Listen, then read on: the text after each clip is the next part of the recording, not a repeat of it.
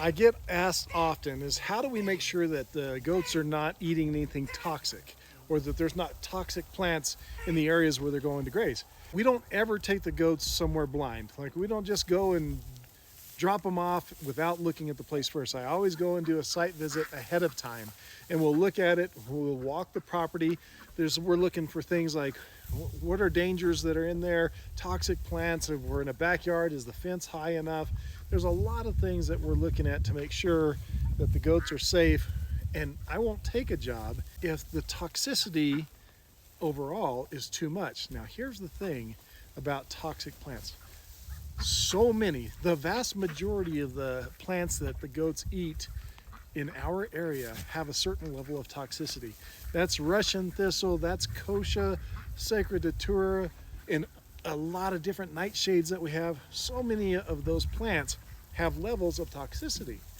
The goats love to eat all of those plants. Now it's all about volume and ratios and quantities.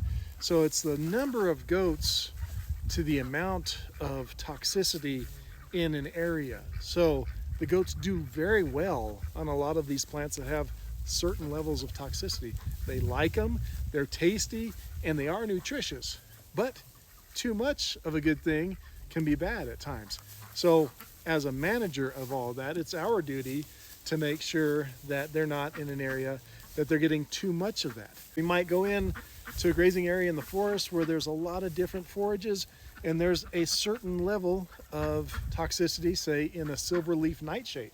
The goats love to eat that, but when I look at it, I go, I have to make a determination. Is there enough in there that it's going to be a problem, or is it just it's there and it's not going to affect them at all?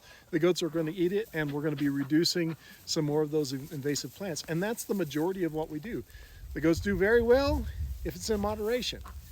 And it's up to me, it's up to my crew to figure out, is it too much? And if it is too much, we won't have them graze there. Goats are amazing.